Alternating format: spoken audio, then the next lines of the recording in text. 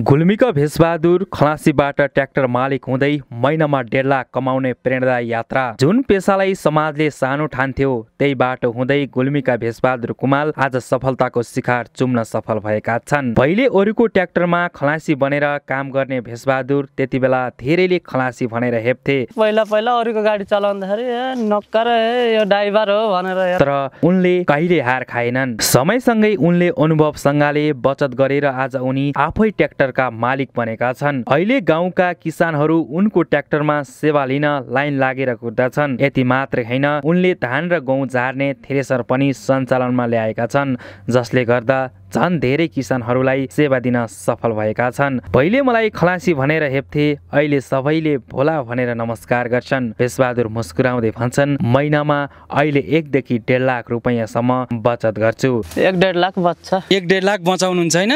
भेषबहादुरको सङ्घर्ष, मिहिनेत र आत्मविश्वास आज धेरै युवाहरूका लागि प्रेरणाको स्रोत बनेको छ। उनै भेषबहादुरसँग गरिएको यो छोटो कुराकानी हेर्नुहोस्। नमस्कार। नमस्कार हजुर। हजुरको शुभ नाम? भेषबहादुर कुमाल। भेषबहादुर कुमाल हैन? हजुर। आज चाहिँ तपाईले थ्रेसर लिएर आउनु भएको छ हैन? हजुर। तपाईले ट्र्याक्टर चलाउन लागेको चाहिँ ठ्याक्कै कति भयो? ट्र्याक्टर चलाउन लागेको अहिले करिब 8 वर्ष भयो। 8 वर्ष भइसक्यो है? हजुर।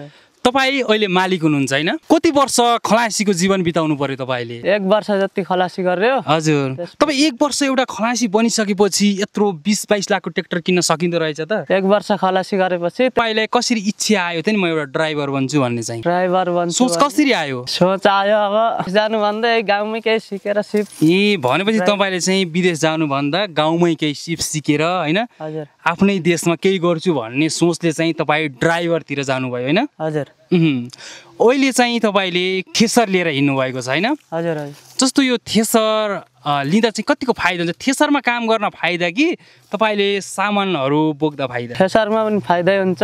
हजुर। अरू गिटी बालुवा ढुङ्गा बोक्न भन्दा यसमा ज्यादा हिँड्न परेन, टायर खेएन। टायर खेएन हैन? अझ सहज भयो। किसानहरूलाई पनि सहज भयो। किसानलाई पनि सहज भयो, तपाईलाई पनि सहज भयो, फाइदा भयो हैन? हजुर। जस्तो यो थ्रेसरबाट चाहिँ घण्टामा चाहिँ कति चार्ज गर्नुहुन्छ नि? यसको घण्टाको 3600 पर्छ। घण्टामा 3600 चार्ज गर्नुहुन्छ?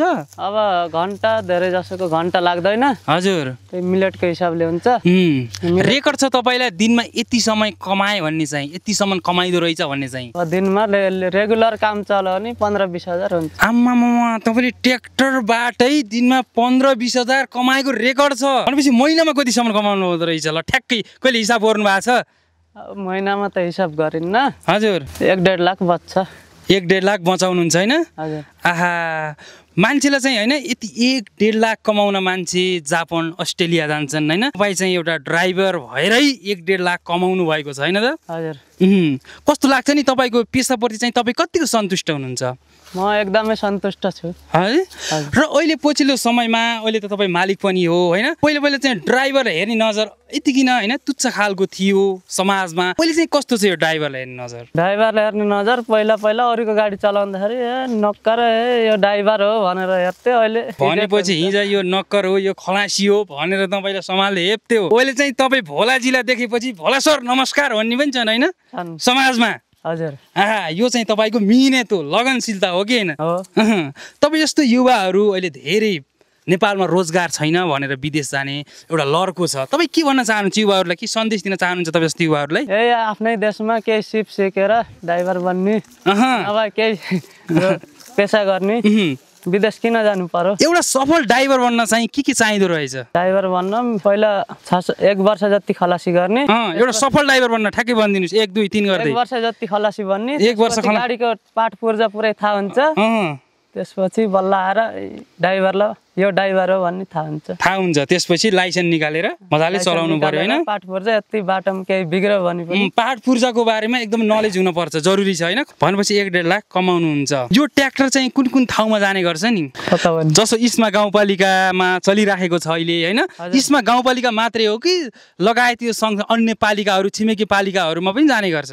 यो छिमेकी पालिका, इस्मा गाउँपालिका, मालिका गाउँपालिका, दुर्कोट गाउँपालिका ए भनेपछि तपाईँले गुल्मी जिल्लामा जताकतै सेवा दिनुभएको छ होइन हाम्रै गरिन्छ काम पर्दाखेरि गरिन्छ कसैलाई तपाईँको सहयोगी भावना पनि रहेछ ढिलो चाँडो हुन्छ तर काम गरिन्छ काम गरिन्छ होइन हजुर। जस्तो अब तपाईँको ट्र्याक्टरमा सेवा लिन चाहनुभयो भने चाहिँ कसरी सम्पर्क गर्ने तपाईँलाई चाहनुभयो भने मेरो फोन नम्बर टिप्नु 9842 97 83 86 ए यसमा कल गर्नु भयो भने चाहिँ होइन तपाईँ जति बेला पनि सेवा दिन तयार हुनुहुन्छ त्यसो भए हजुर हजुर जति बेला भने भन्नेको टाइममा हुन्न ढिलो चाँडो हुन्छ ढिलो चाँडो हुन सक्छ होइन हजुर भनेपछि ड्राइभरको जिन्दगी कस्तो रहेछ त ल बताइदिनुहोस् ड्राइभरको जिन्दगी ठिकै छ है हजुर जिन्दगीमा सन्तुष्ट हुन के गर्नु पर्दो रहेछ तपाईँको विचारमा आफ्नै केही पेसा गर्नु पर्दैन ए आफ्नो केही पेसा गर्यो भने सबभन्दा ठुलो कुरा त हो होइन सन्तुष्ट त्यहाँबाट मिल्छ होइन त हजुर हजुर तपाईँसँग समय धेरै छैन होइन तपाईँ व्यस्त पनि हुनुहुन्छ जाँदा जाँदै यतिन्जेल तपाईँलाई धेरै दर्शकले हेर्नु भएको छ के भन्न चाहनुहुन्छ त्यस्तो ल दर्शकले